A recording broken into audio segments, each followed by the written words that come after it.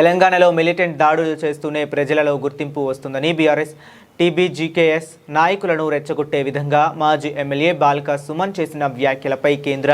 రాష్ట్ర ప్రభుత్వాలు వెంటనే కేసు నమోదు చేసి చర్యలు తీసుకోవాలని మందమర్రి ప్రెస్ క్లబ్లో ఏర్పాటు చేసిన విలేకరుల సమావేశంలో డిమాండ్ చేసిన కాంగ్రెస్ శ్రేణులు చెన్నూరు నియోజకవర్గంలో మంత్రి వివేక్ వెంకటస్వామి నేతృత్వంలో జరుగుతున్న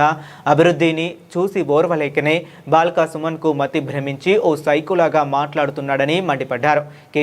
కేసీఆర్ సూచనలతోనే బాల్క సుమన్ దాడులకు పాల్పడేలా కార్యకర్తలను రెచ్చగొడుతున్నారని ఆరోపించారు. చెన్నూరు నియోజకవర్గంలో బీఆర్ఎస్ హయాంలో బాల్క సుమన్ నిధులే లేని అభివృద్ధి పనులకు ఆరుబాటలతో శిలాఫలకాలు వేసి ప్రజలను మభ్యపెట్టారు. చెన్నూరు నియోజకవర్గంను అన్ని రంగాల్లో అభివృద్ధి చేసేందుకు కృషి చేస్తున్న మంత్రి వివేక్ వెంకటస్వామిపై కక్ష సాధింపు చర్యలకు బాల్క సుమన్ పాల్పడుతున్నాడని మండిపడ్డారు.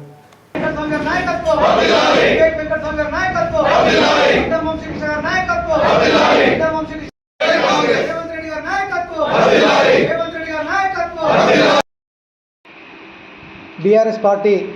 అనుబంధ సంఘమైనటువంటి టీబీజీకేఎస్ రాష్ట్ర కార్యవర్గంలో సాక్షాత్తు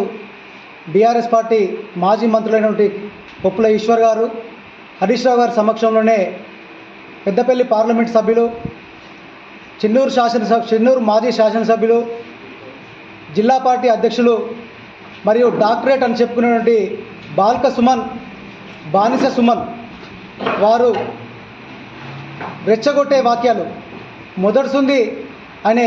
వాక్యాలు ఈ 2018లో ఈ నియోజకవర్గంలో అడుగుపెట్టగానే రెచ్చగొట్టే విధంగా 2018లో ఈ నియోజకవర్గంలో కాలు పెట్టగానే గట్టయ్య అనే వ్యక్తికి మృతికి కారకుడైన వ్యక్తి బాల్క సుమన్ గారు. మరి ఆనాటి నుంచి మొదలు పెడితే 2023 వరకు ఆయన చేసినటువంటి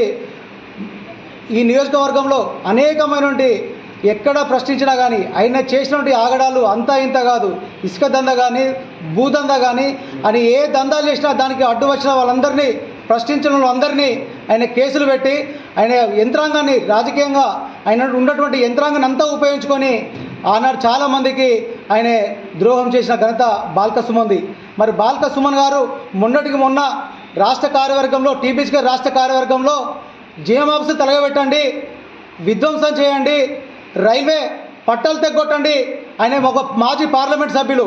కేంద్రం సంబంధించిన ఆస్తులను కూడా తగలబెట్టండి అని చెప్పి ఒక